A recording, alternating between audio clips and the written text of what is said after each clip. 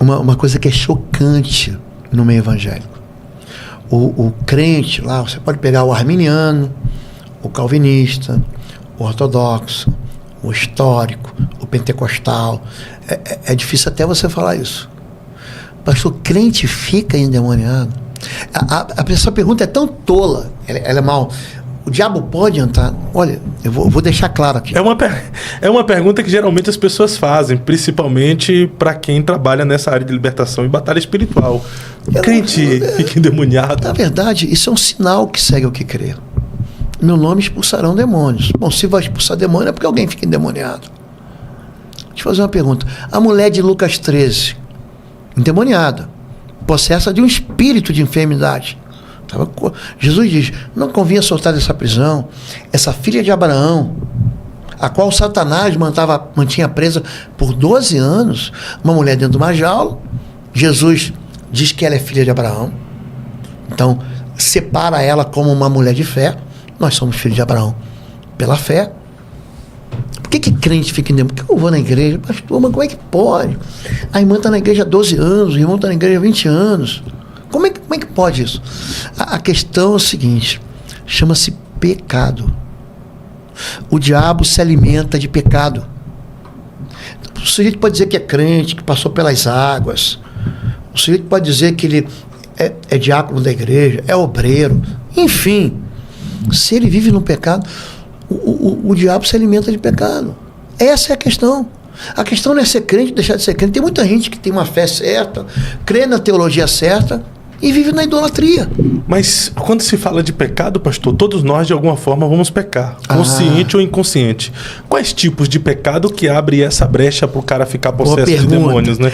Não é transgressão. Poxa, ele foi lá e xingou, mentiu, se irritou no trânsito, deu uma olhadinha quando uma mulher sensual passou. Ou quando o cara passou. Hoje tem muito isso, né? Tem isso também, né? Ou quando o cara que a gente só nesse lado assim, a gente só fala do homem, né? Não fala porque a gente não percebe esse tipo de pecado quando tá com a gente. O cara que é ladrão, o cara que é fraudulento, injusto. Ele é manipulador. O problema não é a transgressão. Porque o pecado, com letra maiúscula, é você estar afastado de Deus, tá? Pecado é errar o alvo.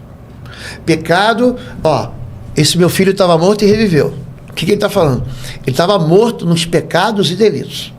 O afastamento de Deus é o pecado. O que é o pecado? É quando o homem se desliga de Deus. Ele precisa de algo que ligue ele de novo. E não é a igreja que liga. Quem liga é Jesus. Ele é o religar, é Jesus.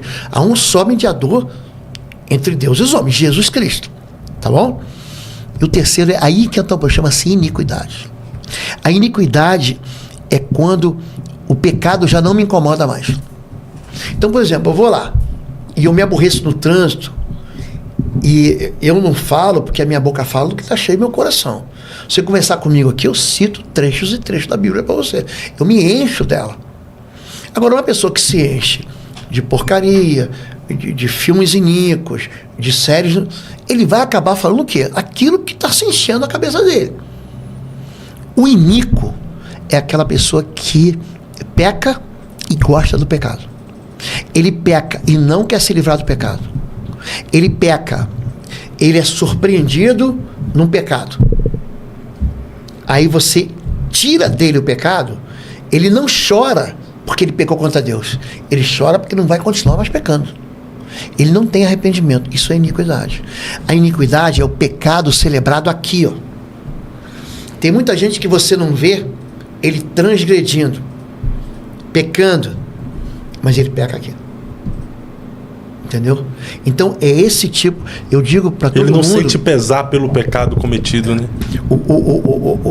Eu digo para todo mundo que o material de construção para demônios habitarem é pecado. Eu digo para todo mundo que é o seguinte: é quando os teus pensamentos são contrários ao céu e são aliados com as trevas. É quando você concorda que o pecado faz bem. É quando você fala assim, isso é iniquidade. Então, tem muita gente agora. Tem um segundo quadro que é difícil, sabe qual é? Qual? É o pecado da consagração. Como assim pecado da consagração? É que a gente que nasceu, você nasceu num lar evangélico, eu não. Tem pais isso chama-se autoridade espiritual, que pega os seus filhos. Por exemplo, você está lá no gabinete pastoral, manifesta um demônio, eu não dou papo para demônio, eu não fico perguntando o nome, só se estiver resistente, de onde que você veio, o que você está fazendo aí, eu não pergunto nada disso. Eu não estou ali para estragar mais ainda a vida da vítima. É uma mãe que está ali, é um pai, é uma pessoa. Eu cala a boca e sai, em nome de Jesus. Mas tem vezes que ele mesmo fala, eu estou aqui desde o ventre da mãe dela. Foi a mãe dela que me deu, foi o avô dela que me deu. O que significa que a mãe deu? A mãe pega um bebê, ou ainda no ventre, faz um trabalho e consagra uma entidade espiritual. Aquele espírito imundo recebe um convite para tomar conta da vida daquela criança. Ele é devoto daquela entidade. Essas pessoas, elas já estão aprisionadas no ventre. Elas estão aprisionadas no berço. Elas estão aprisionadas quando pequeno. Ela nem se lembra. Por isso que quando eu faço libertação de gente, o que eu sou? Pastor, eu sou órfão, não conheço pai, não conheço mãe. Quando eu faço aquela investigação e eu não conheço o passado dela, de onde ela veio, aí eu trato como se ela tivesse passado por todos os tipos de consagração. Eu ajudo a pessoa. Então a pessoa é crente, recebeu Jesus.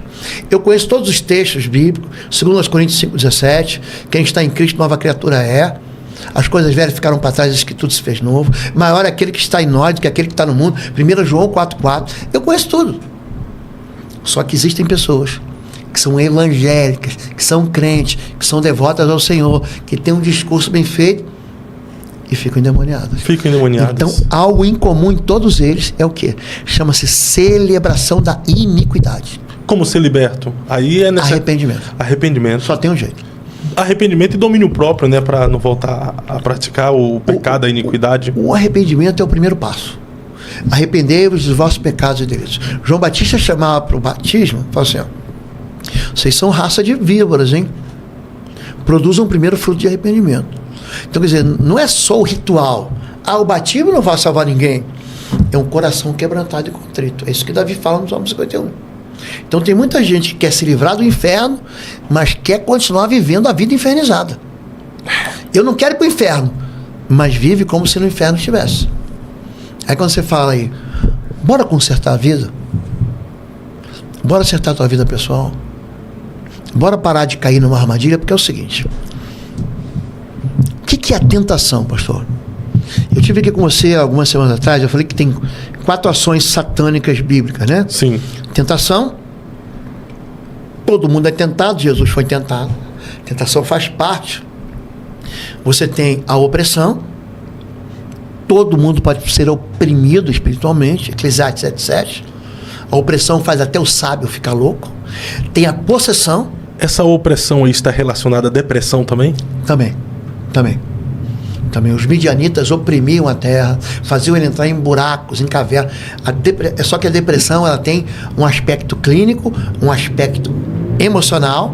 Você trata com psiquiatra, terapia medicamentosa, você trata com psicólogo, com psicanalista, com psicoterapeuta, e tem uma ação espiritual. Então, em alguns casos, você resolve com o médico. A pessoa tem que tomar remédio. Se não tem dor de barriga, você não toma remédio? Sim. Tem dor de cabeça, não toma remédio? Pronto. Tem gente que trata isso com a terapia. Tem uma pessoa que é formada para isso, é um profissional. Agora, tem questões que são espirituais. Pastor, espírito imundo manifesta de qualquer jeito. Qual é teu nome? Meu nome é depressão. A pessoa cai debaixo da mesa, cara, chora que nem um deprimido. Só que é uma manifestação do espírito imundo. Você acha que é uma reação natural de uma pessoa deprimida. É um espírito, você fala, em nome de Jesus, sai. Aquela depressão vai embora. Então há, de fato, espíritos que promovem depressão para as pessoas. Espírito de enfermidade, pastor. Da varizes, dor na coluna, cegueira. Lá, o endemoniado cego mudo. E Jesus repreendeu o demônio do garoto. Você lembra Marcos 9? Já leu Mateus 17? Era um endemoniado. Eu fui com a minha esposa, a pastora Fabíola. Fomos na casa de um rapaz, ele ficava cego e mudo. Ele ouvia tudo. Não saía de jeito nenhum. Demônio, pastor, você fala assim, em nome de Jesus, sai. É um segundo, sai. Mas existem resistências espirituais. Os discípulos perguntaram para Jesus: por que nós não conseguimos expulsar isso aqui? Essa casta aqui é diferente. É um tipo, é uma hierarquia. Só não sai com coisa alguma a não ser jejum e oração.